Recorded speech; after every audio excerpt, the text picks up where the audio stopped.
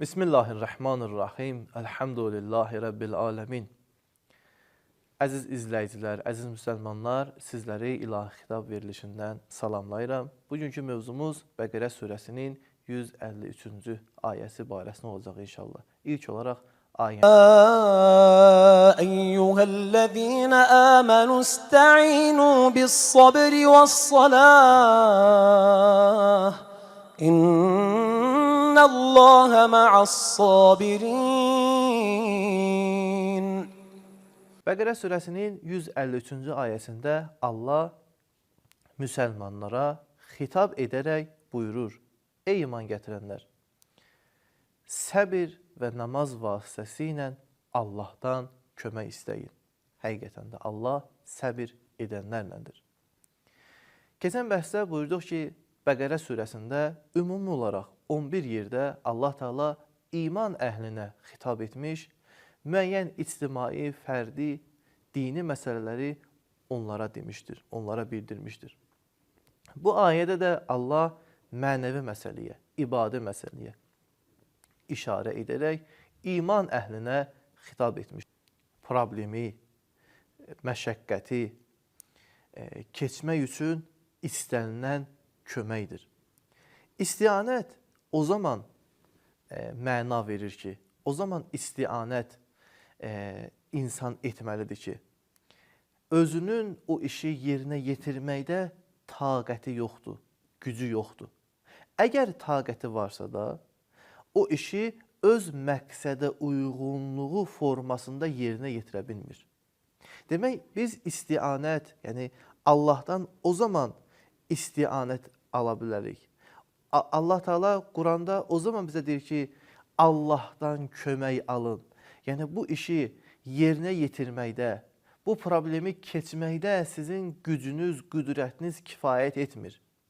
Kifayət etsə də öz məqsədə uyğun formasında yerinə yetirə bilməyəcəksiniz. Ona görə Allah Teala özünü, yalnız və yalnız özünü müstəan, pənah yeri hesab edir. Biz insanlar müxtəlif məsələləri çözə bilərik, onun həll edə bilərik. Amma bəzən məqsədə uyğun formasında çözə bilmirik.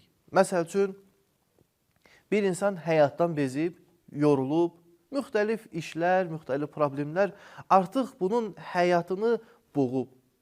Bu gedib özünü intihar da edə bilər, bu məsələdən tam olaraq rahatçılıqla çıxa bilər. İntihar çıxışdır bir mənada, amma uyğun, məqsədə uyğun çıxış deyil.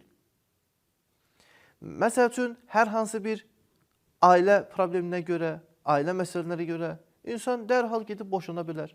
Yəni, boşandı, bu problemdən yaxa qutardı. Bu, məqsədə uyğun problemin həlli deyil. Demək, istianət, Allahdan kömək istəmək, həm insanın qüdrətinin xaricində olan işlər üçündür, həm də insan istəyir ki, bundan tam olaraq məqsədə uyğun formada qurtarsın. Yəni, el dinən desək, nə şiş yansın, nə kabab. Bu zaman Allahdan insan istianət istəməlidir. Və maraqlıdır ki, Allah hansı səbəbi, hansı əməli bu formada kömək etməyi qərar vermişdir? Səbir və namazı.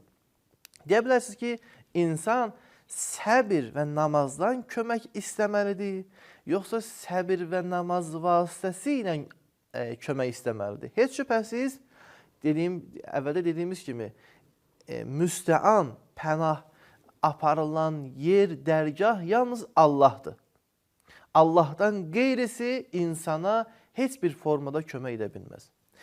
Amma Allahdan kömək istəmək bir vasitə istəyir. Allah Teala bu ayədə o vasitələrin səbir və namaz olduğunu vurğulayır. Demək, ayənin tam olaraq tərcüməsi belədir ki, ey iman gətirənlər, səbir və namaz vasitəsilə Allahdan kömək diləyin. Həqiqətən də Allah səbir edənlərlədir. Bəs yaxşı, səbir nədir? İnsan səbir vasitəsilə necə kömək ala bilər? Necə o işi öz məqsədə uyğun formasında həll edə bilər? Qur'an-ı Kərimdə səbir anlayışı olduqca önəmli anlayışlardan biridir. Yəni səbir insana xas, insanı layiqli olan sifətlərdən biridir. Eyni zamanda hədislərdə də səbir olduqca önəmli, əxlaqi dəyər olaraq bildirilir. Lakin ümumi olaraq İslam təlimlərində necə ki, səbir bütün kamilliklərin anasıdır, eyni zamanda bütün işlərdə səbir keçərlidir. Və onu deyim ki, səbir bir şeyə dözmək, təhəmmül etmək və sonda vulkan kimi püskürmək deyil. Məsələn, bəzən biz insanları görürük, mən indiyə qədər sənə səbir etmişəm, daha dözməyəcəm. Demək, sən indiyə qədər səbir etməmsən.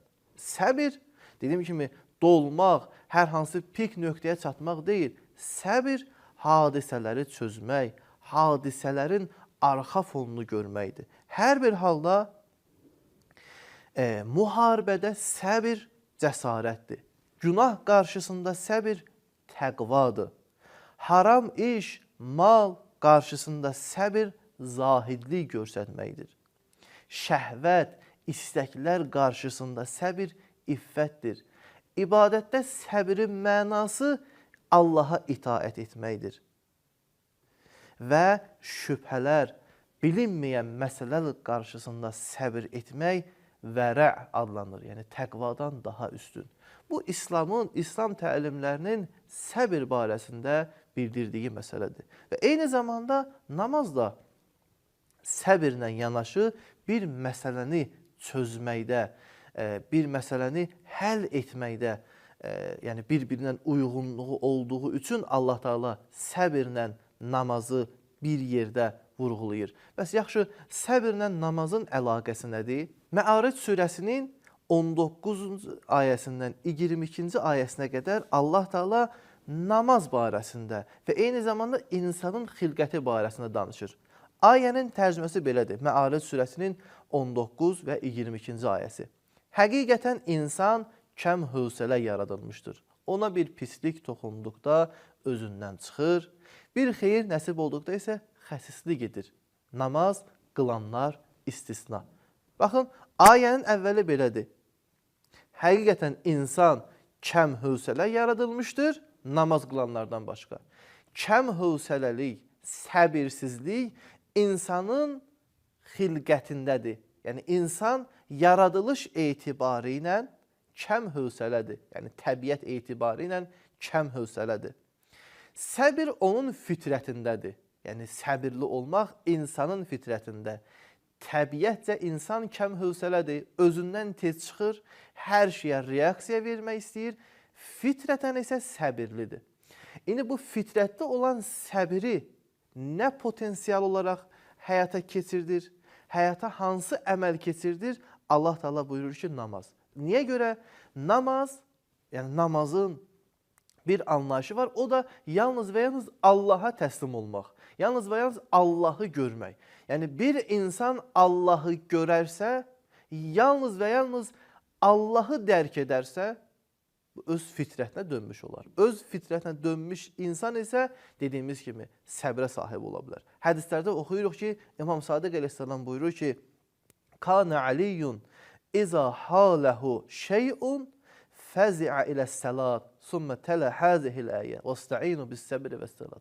İmam Sadiq əleyhissalam buyurur ki, Həzrəti Əli ibn Əbi Talib həmişə hər hansı bir problemlə, çətinliklə üzləşdikdə namaza üz tutardı və sonra bu ayəni oxuyardı.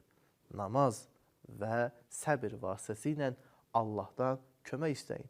Eyni zamanda müsəlman dünyasının orta əsrlərində ən böyük alim mütəfəkkirlərindən olan İbn Sina həyatında nəql ediblər ki, İbn Sina deyir ki, mən hər hansı bir elmi məsələni həll edə bilmədikdə gedərdim şəhər məscidinə, orada 2 rəkət namaz qılardım, özümü Allaha təslim edərdim və gələrdim həmən elmi məsələni tam olaraq dəqiqliklə həll edərdim.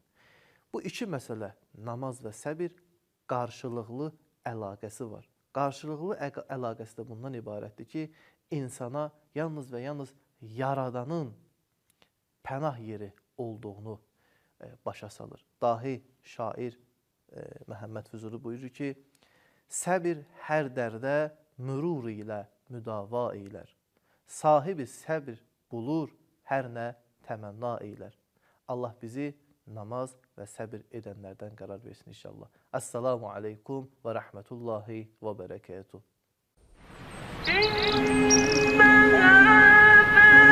Oh